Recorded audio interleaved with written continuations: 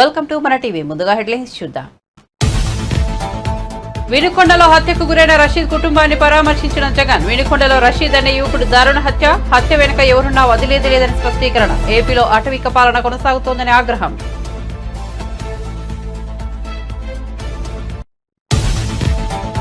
రేవంత్ రెడ్డి నేతృత్వంలోని కాంగ్రెస్ ప్రభుత్వ పాఠశాలల సమర్థతను పెంచేందుకు కీలక చర్యలు. పాఠశాలల నాణ్యత పెంపొందించేందుకు కొత్త విధానాలు. ప్రభుత్వ పాఠశాలను బలోపేతం చేసేందుకు 3 ఏళ్ల ప్రణాళిక సిద్ధం చేయాలని సీఎం సూచన. వైఎస్ఆర్సీపీ పాలనలో జరిగిన దారుణాలపై వారు ఆత్మ పరిశీలన చేసుకోవాలన్న ఏపీ బీజేపీ అధ్యక్షులు పురంధేశ్వరి. ప్రధానికి లేఖ రాసే ముందు 5 ఏళ్ల వైఎస్ఆర్సీపీ పాలనలో ప్రజలు పడ్డ ఇబ్బందులు జగన్ కు గుర్తు రాలేదా అని ప్రశ్న. చిరంజీవిపై సంచలన వ్యాఖ్యలు చేసిన జగ్గారెడ్డి. రైతుల సమస్యలను చిరంజీవి పట్టించుకోవడం లేదన్న జగ్గారెడ్డి. మోదీ పవన్ కు మాత్రమే మద్దతిస్తున్నారని విమర్శ. రాహుల్ కు ఎందుకు సపోర్ట్ చేయడం లేదని ప్రశ్న.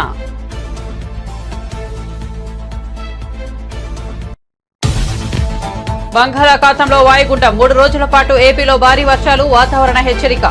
వాయువ్య బంగాళాఖాతంలో వాయుగుండం. తీర ప్రాంతాల ప్రజలకు అప్రమత్తంగా ఉండాలని సూచన. ఉత్తర కోస్తా నౌకాశ్రయాలకు 3వ నెంబర్ ప్రమాద హెచ్చరికలు.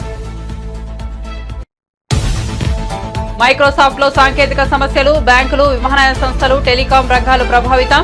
మైక్రోసాఫ్ట్ సేవల వైఫల్యం కారణంగా వివిధ రంగాలకు ప్రభావం ఉందన్న కేంద్ర మంత్రి రామ్మోహన్ నాయుడు.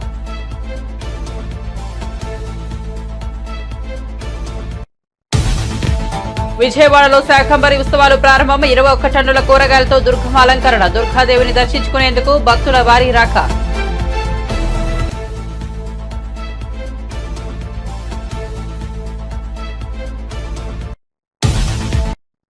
ఇక వార్త వివరాల్లోకి వెళ్తే, పల్నాడు జిల్లా వినుకొండలో రషీద్ అనే యువకుడు దారుణ హత్యకు గురికావడం తెలిసిందే. ఏపీ మాజీ సీఎం వైసీపీ అధినేత జగన్ వినుకొండలో రషీద్ ఇంటికి వెళ్లారు. తీవ్ర విషాదంలో ఉన్న రషీద్ కుటుంబ సభ్యులను పరామర్శించారు.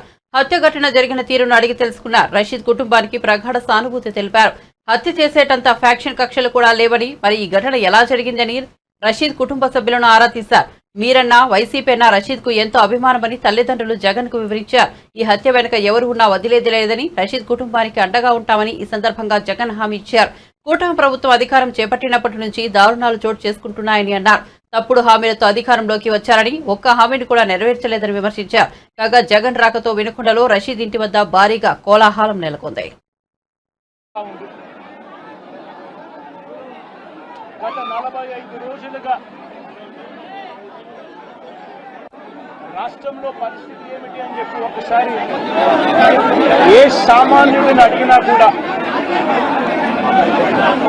ఆ ప్రతి సామాన్యుడి నోట్లో నుంచి కూడా వచ్చే మాట ఒకటి: ఈ రాష్ట్రంలో లా అండ్ ఆర్డర్ లేదు, ఈ రాష్ట్రంలో ఆటవిక పాలన సాగుతా ఉంది, ఈ రాష్ట్రంలో తెలుగుదేశం పార్టీ వారు ఎవరైనా సరే, వాళ్ళు తెలుగుదేశం పార్టీ వారు అయితే చాలు, ఎవరినైనా కూడా వాళ్ళు పోయి కొట్టచ్చు, ఎవరి ఆస్తులైనా కూడా వాళ్ళు ధ్వంసం చేయొచ్చు, ఎవరినైనా హత్య చేయొచ్చు, ఎవరి మీదైనా హత్యా ప్రయత్నం చేయొచ్చు.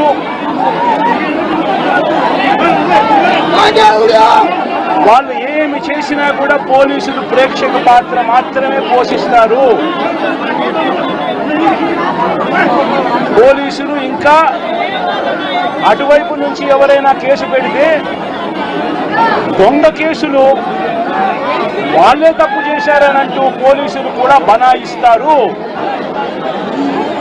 అనే ఒక నీచ సంస్కృతి ఈరోజు రాష్ట్రంలో రాజ్యం వెళ్తా ఉంది. నిజంగా నేను చంద్రబాబు నాయుడు గారిని ఒకటి అడుగుతా ఉన్నా. ఈ 45 రోజుల పాలనలో ఏకంగా 31 రాజకీయ హత్యలు జరిగాయి. 31 కూడా కాదు. ఇక్కడికి రాకముందు మా వాళ్ళు నాకు చెప్పిన సంఖ్య 36. 45 రోజుల్లో దాదాపుగా 36 రాజకీయ హత్యలు, 300కు పైగా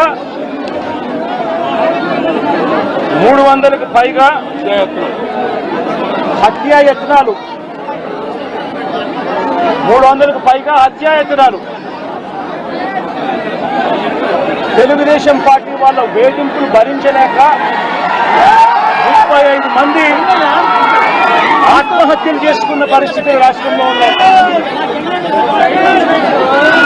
560 చోట్ల ప్రైవేట్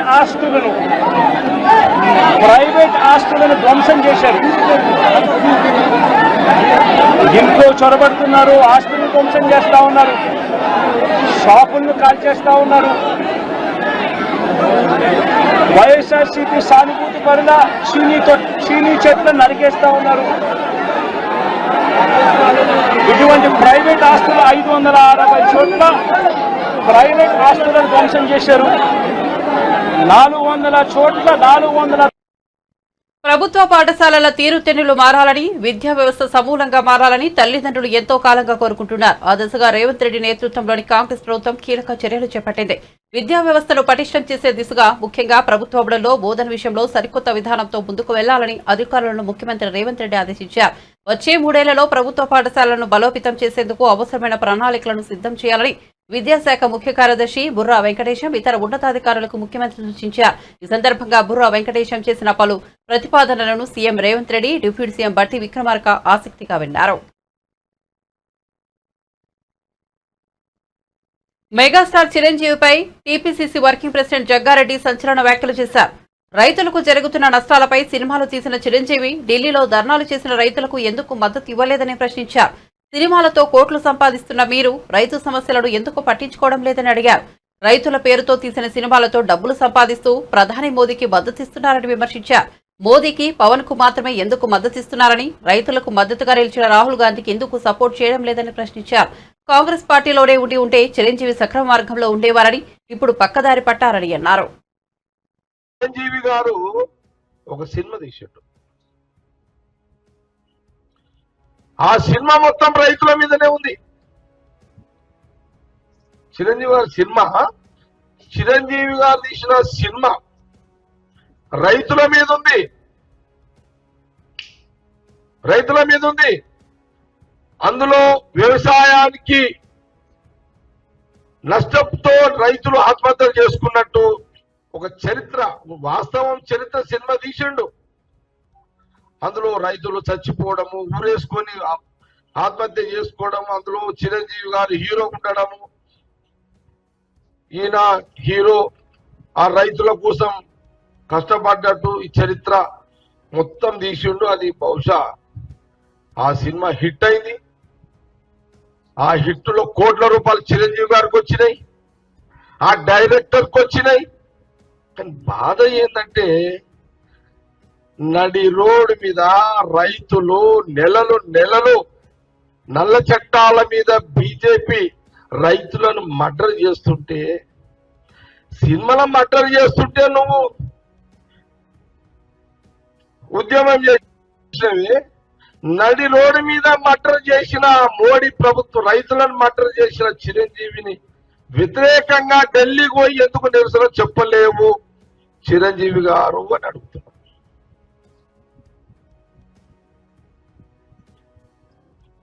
సినిమానేమో హిట్, రైతులేమో ఫట్. కోట్ల రూపాయలు నీ జేబులోకి వచ్చినాయి, నీ డైరెక్టర్కి వచ్చినాయి. నీ డైరెక్టర్కి వచ్చినాయి. రైతు కడుపు నింపిందా నీ సినిమా? కానీ మరి నువ్వెందుకు మీ తమ్ముడు పవన్ కళ్యాణ్కి బీజేపీకి సపోర్ట్ ఇస్తున్నా? పవన్ కళ్యాణ్కి నువ్వెందుకు, మీ తమ్ముడే కదా పవన్ కళ్యాణ్ గారు, నువ్వు సినిమాలో హిట్ అయినావు, కోట్ల రూపాయలు నీకు వచ్చినాయి. మరి రాహుల్ గాంధీ గారు ఏమో ఆ రైతుల దగ్గరికి మొత్తం పోయిండు. మరి మీ తమ్ముడేమో బీజేపీతో వస్తానా, background under ground Chandrababu Naidu గారికి తోస్తానా? మరి మీరు ఎందుకు? జగన్ పోలేడు ముఖ్యమంత్రి, ఢిల్లీకి జగన్ పోలేడు, ఢిల్లీకి చంద్రబాబు నాయుడు పోలేడు, చిరంజీవి పోలేడు, పవన్ కళ్యాణ్ పోలేడు. మీరు సినిమాలు తీస్తారు, హిట్ చేస్తారు, కోట్ల రూపాయలు మీరు సంపాదిస్తున్నారు. మీరా కాంగ్రెస్ పార్టీని శంకించేది? మీరా రాహుల్ గాంధీ గారి నాయకత్వం మీద మాట్లాడేదని కాంగ్రెస్ పార్టీ గాంధీ భవన్ నుంచి ప్రశ్నిస్తున్నారు. మైక్రోసాఫ్ట్ కు సంబంధించిన 365 యాప్స్ సేవల్లో శుక్రవారం సాంకేతిక సమస్యలు తలెత్తాయి. దీంతో బ్యాంకులు, విమానయాన సంస్థలు, టెలికాం, మీడియా సహా అనేక రంగాలపై దాని ప్రభావం పడింది. ఆ క్రమంలో లండన్ స్టాక్ ఎక్స్చేంజ్ లో సేవలు నిలిచిపోయాయి. ఈ సేవలు నిలిచిపోవడంతో కేంద్ర పౌర విమానయాన శాఖ మంత్రి రామ్మోహన్ నాయుడు స్పందించారు. మైక్రోసాఫ్ట్ సాంకేతిక సమస్య కారణంగా పౌర విమానయాన శాఖకు ఇబ్బందులు రాకుండా చర్యలు చేపట్టామని తెలిపారు. ప్రతి ఒక్కరు కూడా దాని మీద చర్యలు తీసుకుంటున్నారు. ప్రస్తుతానికి భారతదేశంలో దానికి సంబంధించి ఇబ్బంది లేదు. మరి ఇంకా ఏదైనా ఉన్నా సరే ఇమీడియట్ గా దాని మీద రియాక్ట్ అయి ప్రయాణికులకి ఎక్కడ ఇబ్బంది లేకుండా చర్యలు తీసుకుంటామని తెలియజేస్తున్నాం. ఎయిర్వేస్ కి సంబంధించి ప్రపంచ వ్యాప్తంగా మైక్రోసాఫ్ట్ తాలూకా సాఫ్ట్వేర్ ఒకటి అజూర్ అన్న సాఫ్ట్వేర్, క్లౌడ్ సాఫ్ట్వేర్, దాంట్లో చిన్న సమస్య వచ్చింది. దానివల్ల ప్రధానంగా అమెరికాలో ఉన్నటువంటి ఫ్లైట్స్ కి ఎక్కువ సమస్య వస్తుంది. నేను ఇప్పుడే మా తాలూకా సెక్రటరీతో కూడా మాట్లాడాను. మన భారతదేశంలో ఆ సమస్య ఎక్కడ కూడా ఇబ్బంది లేకుండా ఫ్లైట్లన్నీ కూడా ప్రశాంతంగా తిరగడానికి టెక్నికల్ సాఫ్ట్వేర్ సిస్టమ్ నుంచి మాన్యువల్ సిస్టమ్ కి మూవ్ అయ్యి ప్రతి ఒక్కరు కూడా దాని మీద చర్యలు తీసుకుంటున్నారు. ప్రస్తుతానికి భారతదేశంలో దానికి సంబంధించి ఇబ్బంది లేదు. మరి ఇంకా ఏదైనా ఉన్నా సరే ఇమీడియట్ గా దాని మీద రియాక్ట్ అయి ప్రయాణికులకి ఎక్కడ ఇబ్బంది లేకుండా చర్యలు తీసుకుంటామని తెలియజేస్తున్నాం. ఎయిర్వేస్ కి సంబంధించి ప్రపంచ వ్యాప్తంగా మైక్రోసాఫ్ట్ తాలూకా సాఫ్ట్వేర్ ఒకటి అజూర్ అన్న సాఫ్ట్వేర్, క్లౌడ్ సాఫ్ట్వేర్, దాంట్లో చిన్న సమస్య వచ్చింది. దానివల్ల ప్రధానంగా అమెరికాలో ఉన్నటువంటి ఫ్లైట్స్ కి ఎక్కువ సమస్య వస్తుంది. నేను ఇప్పుడే మా తాలూకా సెక్రటరీతో కూడా మాట్లాడాను. మన భారతదేశంలో ఆ సమస్య ఎక్కడ కూడా ఇబ్బంది లేకుండా ఫ్లైట్లన్నీ కూడా ప్రశాంతంగా తిరగడానికి టెక్నికల్ సాఫ్ట్వేర్ సిస్టమ్ నుంచి మాన్యువల్ సిస్టమ్ కి మూవ్ అయ్యి ప్రతి ఒక్కరు కూడా దాని మీద చర్యలు తీసుకుంటున్నారు. ప్రస్తుతానికి భారతదేశంలో దానికి సంబంధించి ఇబ్బంది లేదు. మరి ఇంకా ఏదైనా ఉన్నా సరే ఇమీడియట్ గా దాని మీద రియాక్ట్ అయి ప్రయాణికులకి ఎక్కడ ఇబ్బంది లేకుండా చర్యలు తీసుకుంటామని తెలియజేస్తున్నాం. ఎయిర్వేస్ కి సంబంధించి ప్రపంచ వ్యాప్తంగా మైక్రోసాఫ్ట్ తాలూకా సాఫ్ట్వేర్ ఒకటి అజూర్ అన్న సాఫ్ట్వేర్, క్లౌడ్ సాఫ్ట్వేర్, దాంట్లో చిన్న సమస్య వచ్చింది. దానివల్ల ప్రధానంగా అమెరికాలో ఉన్నటువంటి ఫ్లైట్స్ కి ఎక్కువ సమస్య వస్తుంది. నేను ఇప్పుడే మా తాలూకా సెక్రటరీతో కూడా మాట్లాడాను. మన భారతదేశంలో ఆ సమస్య ఎక్కడ కూడా ఇబ్బంది లేకుండా ఫ్లైట్లన్నీ కూడా ప్రశాంతంగా తిరగడానికి టెక్నికల్ సాఫ్ట్వేర్ సిస్టమ్ నుంచి మాన్యువల్ సిస్టమ్ కి మూవ్ అయ్యి ప్రతి ఒక్కరు కూడా దాని మీద చర్యలు తీసుకుంటున్నారు. ప్రస్తుతానికి భారతదేశంలో దానికి సంబంధించి ఇబ్బంది లేదు. మరి ఇంకా ఏదైనా ఉన్నా సరే ఇమీడియట్ గా దాని మీద రియాక్ట్ అయి ప్రయాణికులకి ఎక్కడ ఇబ్బంది లేకుండా చర్యలు తీసుకుంటామని తెలియజేస్తున్నాం. ఎయిర్వేస్ కి సంబంధించి ప్రపంచ వ్యాప్తంగా మైక్రోసాఫ్ట్ తాలూకా సాఫ్ట్వేర్ ఒకటి అజూర్ అన్న సాఫ్ట్వేర్, క్లౌడ్ సాఫ్ట్వేర్, దాంట్లో చిన్న సమస్య వచ్చింది. దానివల్ల ప్రధానంగా అమెరికాలో ఉన్నటువంటి ఫ్లైట్స్ కి ఎక్కువ సమస్య వస్తుంది.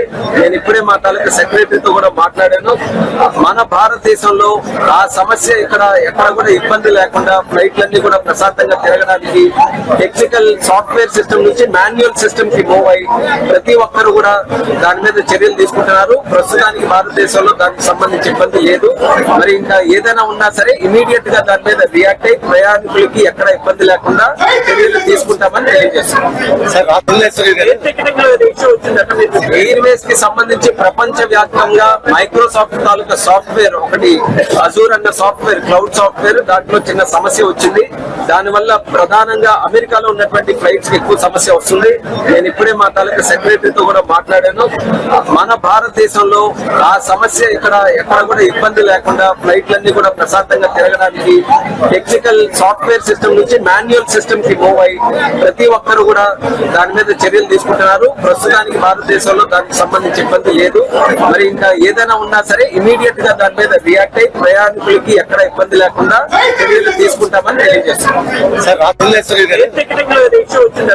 ఎయిర్వేస్ కి సంబంధించి ప్రపంచ వ్యాప్తంగా వైఎస్ఆర్సీపీ పాలనలో సాగించిన అరాచకాలపై ఆత్మ పరిశీలన చేసుకోవాలని ఏపీ బీజేపీ అధ్యక్షులు రాజమహేంద్రవరం ఎంపీ పురంధేశ్వరి హితవు పలికారు. ప్రధానికి లేఖ రాసే ముందు 5 ఏళ్ల వైఎస్ఆర్సీపీ పాలనలో ప్రజలు పడ్డ ఇబ్బందులు జగన్ కు గుర్తు రాలేదా అని ప్రశ్నించారు. రాష్ట్రానికి కేంద్రం సహకరించలేదన్న మాజీ మంత్రి పేర్ని నాని, పీసీసీ అధ్యక్షులు షర్మిల ఆరోపణలను పురంధేశ్వరి తప్పుపట్టారు. చేసుకోమని చెప్పి నేను చేస్తున్నటువంటి అభ్యర్థన. మరి వారు 5 సంవత్సరాల కాలం అధికారంలో ఉన్నటువంటి సందర్భంలో ఏ రకమైనటువంటి అరాచక పాలనని మనం చూసామో ప్రజలు ఇంకా కూడా మర్చిపోలేదు. చివరికి ఒక 16 సంవత్సరాల బీసీ బిడ్డని తన అక్క మీద ఎవరో దౌర్జన్యంగా మీదకు వస్తున్నారని చెప్పి అడ్డు తగిలితే ఆ బిడ్డని కాళ్ళు చేతులు కట్టి నోట్లో కాగితాలు కుక్కి పెట్రోలు కెరసిన్ పోసి అతన్ని సజీవ దహనం చేశారు. అప్పుడు ఏమాత్రం కూడా స్పందించలేదు. అదేవిధంగా ఉత్తరాంధ్రలో డాక్టర్ సుధాకర్ గారు వారు గళం విప్పారు అని చెప్పి, అంటే కరోనా సమయంలో ఆక్సిజన్ ఇదంతా కొరత ఉన్నది అని చెప్పి కేవలం గళం విప్పి ప్రశ్నించారు అని చెప్పి వారిని ఏ విధంగా ఇబ్బంది పెట్టారో మనందరికీ తెలియనటువంటి విషయం కాదు. చివరికి లోకల్ బాడీ ఎలక్షన్స్లో అభ్యర్థులు వారి నామినేషన్ ఫైల్ చేయడానికి వెళ్ళినటువంటి సందర్భంలో వారి చేతిలో ఉన్నటువంటి నామినేషన్ పత్రాలు వైఎస్ఆర్సీపీ నాయకులు లాగేసి చించేసి మరి కత్తులతో సైతం నెల్లూరులో భారతీయ జనతా పార్టీ ఒక మహిళా కార్యకర్త మీద కత్తితో దాడి చేసి ఆవిడ్ని కూడా గాయపరిచినటువంటి విషయం ప్రజలు ఇంకా కూడా మర్చిపోలేదు. కనుక లేఖ రాయటం కాదు, ఒక్కసారి గుండెల మీద చేయి వేసుకుని రాసినటువంటి వారు ఆత్మ పరిశీలన చేసుకోవాలి. ఇవాళ నేను ప్రజలకి నేను తెలియజేస్తున్నాను, ఇవాళ రాష్ట్రంలో ఏ మాత్రం అభివృద్ధి జరుగుతున్నది అని అన్నా కేంద్ర ప్రభుత్వ సహాయం లేనిదే ఇవాళ జరిగేటువంటి పరిస్థితి రాష్ట్రంలో లేదు. మరి నిన్న మొన్న కూడా మెట్టెక్ మ్యాన్గా పేరుగాంచినటువంటి జితేంద్ర సింగ్ గారు వారు స్వయంగా చెప్పినటువంటి విషయం ఏంటండి, ఇట్లాగ వారు మెట్టెక్ పార్క్ పెట్టాలి అని అంటే జగన్మోహన్ రెడ్డి గారి దగ్గర నుండి నాకు ఎటువంటి సహకారం రానటువంటి సందర్భంలో 2023వ సంవత్సరంలో అసలు నా పేరు తొలగించేశారు. కానీ నితిన్ గడ్కరీ గారు ముందుకు వచ్చి వారు రోడ్లు కానీ ఇతరత్ర మౌలిక వస్తువుల మీద దృష్టి కేంద్రీకరించి వారు సహకారం అందించినటువంటి సందర్భంలోనే మేము మెట్టెక్ పార్క్ని కూడా మేము చేయగలిగామని చెప్పి వారు చెప్పారు. అంటే దీని ద్వారా సుస్పష్టంగా అర్థమయ్యేటువంటి విషయం, రాష్ట్రానికి అన్ని విధాలా కూడా కేంద్ర ప్రభుత్వం భారతీయ జనతా పార్టీ నాయకత్వంలో ఉన్నటువంటి కేంద్ర ప్రభుత్వం తన సహకారాన్ని అందిస్తూ వచ్చింది అనేటువంటి విషయం మనకు సుస్పష్టంగా అర్థమవుతుంది. అదేవిధంగా ఏ కార్యక్రమం తీసుకున్నా కూడా కేంద్ర ప్రభుత్వం యొక్క సింహ భాగస్వామ్యం లేకుండా రాష్ట్రంలో అభివృద్ధి ఇప్పటి వరకు జరిగినటువంటి దాఖలాలు లేవు. కనుక ఈ రకమైనటువంటి పసలేని విమర్శ చేసేటువంటి వారు ఒక్కసారి ఆలోచించాలి. అన్ని విధాలా కూడా రాష్ట్రానికి కేంద్ర ప్రభుత్వం తన సహకారాన్ని అందిస్తూ ఉన్నది. ఏ విషయం మీద వెళ్ళారు, ఏ విషయం మీద వాళ్ళు సహకారం నిరాకరించారు అనేది పేర్ని నాన్నగారు విపులంగా చెప్పాలి కదా. చాలా హేయమైనటువంటి చర్య అండి ఇది. ఒక రకంగా చెప్పాలంటే ఏదైతే ఈ పోర్న్ వీడియోస్ కావచ్చు, లేకపోతే easy access to social media కావచ్చు, దానివలన ఒక రకంగా బిడ్డలు కొంచెం తప్పుగా వారు ప్రభావితం అవుతున్నారు అనేటువంటి విషయం మనకు అర్థమవుతుంది. రాష్ట్ర ప్రభుత్వానికి చేసేటువంటి విజ్ఞప్తి ఇటువంటి అంశాల మీద కూడా దృష్టి పెట్టాలి. ఈ సోషల్ మీడియాని ఎలా మనం ఒక రకంగా దాని మీద ఒక పర్యవేక్షణ పెట్టవచ్చు, మనం ఆలోచించవలసినటువంటి అవసరం ఖచ్చితంగా ఉన్నది అని చెప్పి నేను భావిస్తున్నాను. పరిశీలన చేసుకోమని చెప్పి నేను చేస్తున్నటువంటి అభ్యర్థన. మరి వారు 5 సంవత్సరాలు గ్రూప్ 2, గ్రూప్ 3 పరీక్షలను ప్రభుత్వం ఖచ్చితంగా వాయిదా వేస్తుందని కాంగ్రెస్ సీనియర్ నేత ఎంపీ మల్లు రవి స్పష్టం చేశారు. గ్రూప్స్ అభ్యర్థులతో ఉప ముఖ్యమంత్రి మల్లు భట్టి విక్రమార్క చర్చలు జరిపారని ఆయన తెలిపారు. పరీక్షల వాయిదాపై టీజీపీఎస్సీ చైర్మన్తో ఉప ముఖ్యమంత్రి మాట్లాడారని మల్లు రవి వెల్లడించారు. డిప్యూటీ చీఫ్ మినిస్టర్ దగ్గర మీటింగ్ జరిగింది.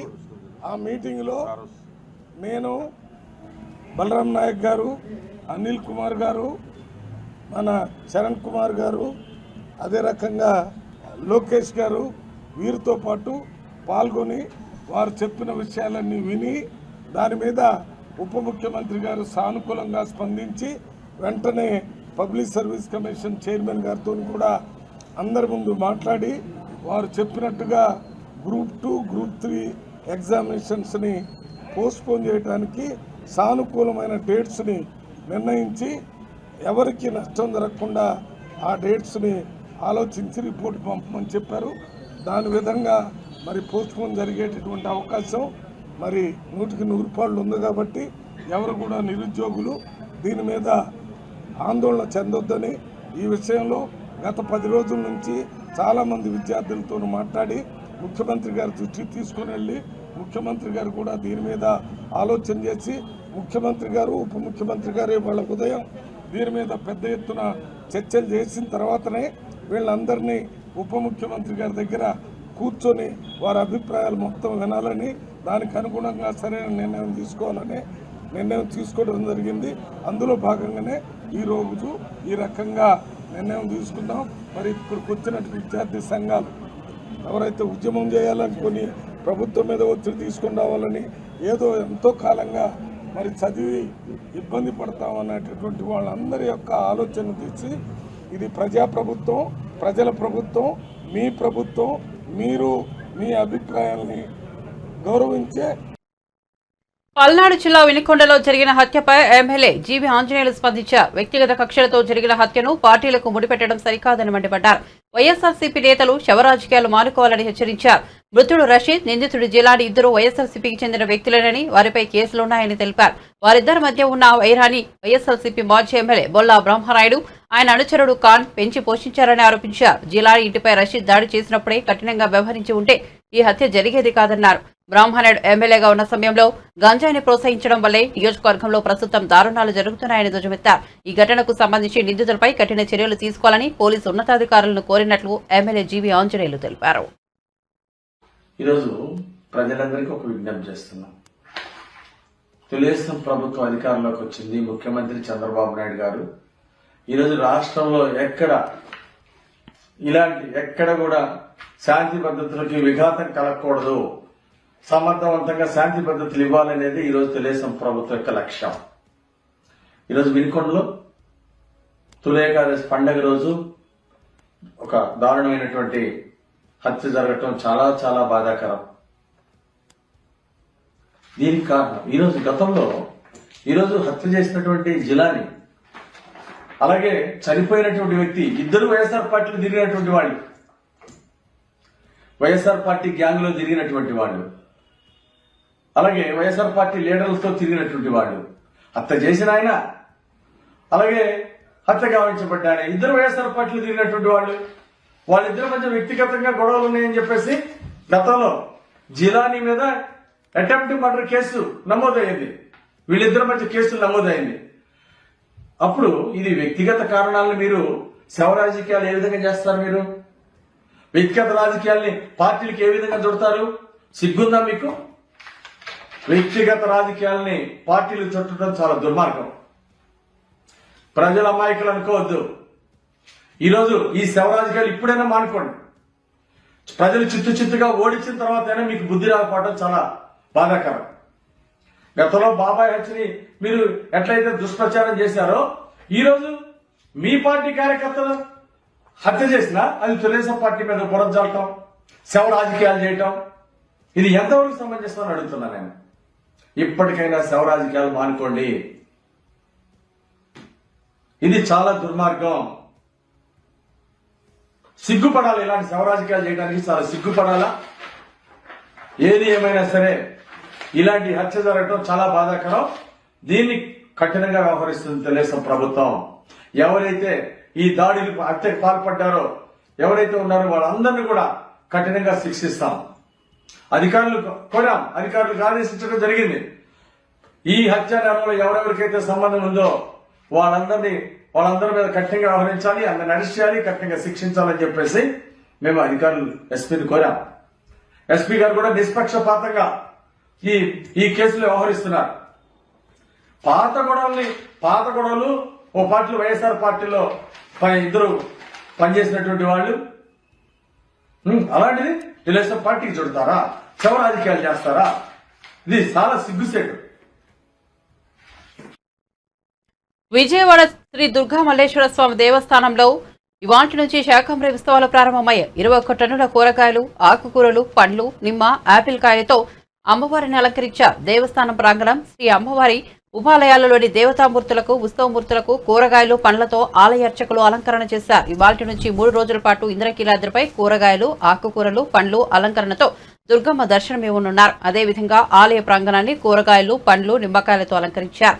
దుర్గాదేవిని దర్శించుకునేందుకు భక్తులు పెద్ద సంఖ్యలో తరలి వస్తున్నారు. వారికి అవసరమైన మౌలిక ఏర్పాట్లను ఆలయ అధికారులు అందుబాటులో ఉంచారు. ఆలయంలో భక్తులకు ఇబ్బంది తలెత్తకుండా చేపట్టిన ఏర్పాట్లను ఈవో రామారావు పర్యవేక్షించారు. 3 రోజుల పాటు జరిగే ఈ మహోత్సవాల్లో హోమాలు, ప్రత్యేక అర్చనలు జరుగుతాయి. కూరగాయలతో వండిన కదంబ ప్రసాదాన్ని భక్తులకు పంపిణీ చేస్తారు. తిరుమల శ్రీవారి దర్శనార్థం ఆంధ్రప్రదేశ్ హోంమంత్రి వంగల్పూడి అనిత తిరుపతికి చేరుకున్నారు. కూటమి కార్యకర్తలు హోంమంత్రికి అలిపిరి వద్ద స్వాగతం పలికారు. అనంతరం అలిపిరి నుంచి తిరుమలకు కాలినడకన ఆమె బయలుదేరి వెళ్లారు. అలిపిరిలోని తొలిమెట్టు వద్ద కొబ్బరికాయలు కొట్టి కాలినడక ప్రారంభించారు. శుక్రవారం రాత్రి తిరుమలలో బస చేసి శనివారం ఉదయం ఆమె వెంకటేశ్వర స్వామిని దర్శించుకోనున్నారు. గోవింద నామస్మరణతో ఎప్పుడు కూడా ఉండే ఈ వెంకటేశ్వర స్వామి ఆలయం ఎప్పుడు కూడా పూజా కార్యక్రమాలతోని ఆధ్యాత్మిక చింతనతోనే ఎప్పుడు ఉండాలి తప్పించి రాజకీయంగా ఎప్పుడు కూడా దీన్ని కలంకితం చేయకూడదనే ఉద్దేశంతోనే నేను ఏ రోజు కూడా బయట రాజకీయాలు మాట్లాడను అని చెప్పి చాలా క్లియర్గా చెప్పాను. కొండ మీద రాజకీయాలు మాట్లాడనని కూడా చెప్పాను. అందులో భాగంగానే ఒకటే చెప్తున్నాను, ఆ వెంకటేశ్వర స్వామి దయ ఈరోజు మా అందరి మీద, ముఖ్యంగా చంద్రబాబు నాయుడు గారి మీద, ఎన్డీఏ కూటమి అందరి మీద ఉండి మంచి పరిపాలన అందించడంలో ఆ దేవదేవుని ఆశీస్సులు ఉండాలని మనస్ఫూర్తిగా చూశానండి. యాక్చువల్గా నేను చూసినప్పుడు ఒక సైడ్ని యాక్చువల్గా వాళ్ళకి కొండవాలు ఉంది. కొండవాలు దగ్గర కనీసం ఒక ఫెన్సింగ్ లాంటిది ఏదైనా ఉండుంటే డెఫినెట్గా అటు నుంచి ఏదైనా క్లోరమొగలు రావటం కానీ, రేపు పొద్దున వర్షం పడినప్పుడు బురద కూడా ఎక్కువైపు రావటం కానీ జరగకుండా ఉండాలంటే ఒక ఫెన్సింగ్ అంటూ వేయాలి. లాస్ట్ టైం నాకు తెలిసి చంద్రబాబు నాయుడు గారి గవర్నమెంట్లో 10 కోట్లు దానికి శాంక్షన్ అయింది. బట్ మొన్న గవర్నమెంట్ వచ్చిన తర్వాత అది కూడా ఎక్కడ కూడా వేసిన పరిస్థితి కనిపించలేదు. కాకపోతే నాకు దారిలో వచ్చేటప్పుడు కనిపించిన దుడ్డు కర్రలు కనిపించినాయి. ఏంటి కర్రలు అని అడిగాను అనమాట. ఇవేనండి పులులు కొట్టబోయే కర్రలు, వీటికి స్టిక్కర్లు అంటించి ఆ రోజు మా అందరికీ ఇచ్చారండి అని వచ్చేట దారిలోని నడక దారిలో ఉన్న భక్తులు కొంతమంది నాకు చూపించడం కూడా జరిగింది. అయితే అదే నవ్వుకున్నాం మేమందరం కూడా. అంటే పులిని కర్రతో కొట్టే సంస్కృతిని తీసుకొచ్చారు లాస్ట్ గవర్నమెంట్. వాయువ్య బంగాళాఖాతంలో ఏర్పడిన వాయుగుండం ప్రభావంతో ఆంధ్రప్రదేశ్లో మరో 3 రోజులు భారీ వర్షాలు కురుస్తాయని వాతావరణ శాఖ అధికారులు తెలిపారు. రాగల 24 గంటలు తీర ప్రాంతాల ప్రజలు అప్రమత్తంగా ఉండాలని సూచించారు. ఉత్తర కోస్తాలో కళింగపట్నం నుంచి కాకినాడ వరకు ఉన్న నౌకాశ్రయాలకు 3వ నెంబర్ ప్రమాద హెచ్చరిక జారీ చేశామని తెలిపారు. బులెటిన్ ముగించే ముందు హెడ్లైన్స్ మరోసారి చూద్దాం. వినుకొండలో హత్యకు గురైన రషీద్ కుటుంబాన్ని పరామర్శించిన జగన్. వినుకొండలో రషీద్ అనే యువకుడి దారుణ హత్య వెనుక ఎవరున్నా వదిలేది లేదని స్పష్టీకరణ. ఏపీలో అటవిక పాలన కొనసాగుతోందని ఆగ్రహం.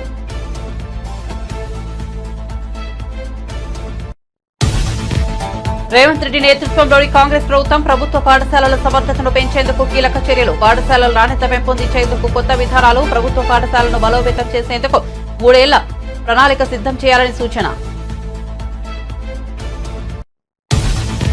వైఎస్ఆర్సీపీ పాలనలో జరిగిన దారుణాలపై వారు ఆత్మపరిశీలన చేసుకోవాలన్న ఏపీ బీజేపీ అధ్యక్షురాలు పురంధేశ్వరి. ప్రధానికి లేఖ రాసే ముందు వైఎస్ఆర్సీపీ 5 ఏళ్ల పాలనలో ప్రజలు పడ్డ ఇబ్బందులు జగన్కు గుర్తు రాలేదా అని ప్రశ్న.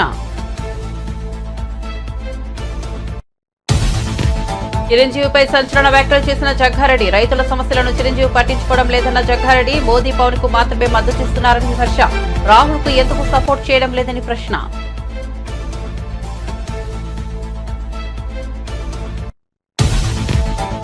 బంగాళాఖాతంలో వాయుగుండం 3 రోజుల పాటు ఏపీలో భారీ వర్షాలు. వాతావరణ శాఖ హెచ్చరిక. వాయు బంగాళాఖాతంలో వాయుగుండం. తీర ప్రాంతాల ప్రజలకు అప్రమత్తంగా ఉండాలని సూచన. ఉత్తర కోస్తా నౌకాశ్రయాలకు 3వ నెంబర్ ప్రమాద హెచ్చరికలు. మైక్రోసాఫ్ట్ లో సాంకేతిక సమస్యలు. బ్యాంకులు, విమానయాన సంస్థలు, టెలికాం రంగాలు ప్రభావితం. మైక్రోసాఫ్ట్ సేవల వైఫల్యం కారణంగా వివిధ రంగాలకు ప్రభావం ఉందన్న కేంద్ర మంత్రి రామ్మోహన్ నాయుడు.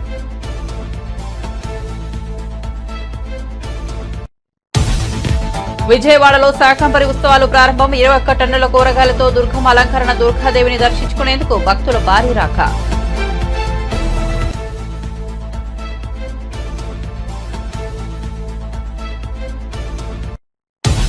మరిన్ని అప్డేట్స్ కోసం చూస్తూనే ఉండండి మన టీవీ.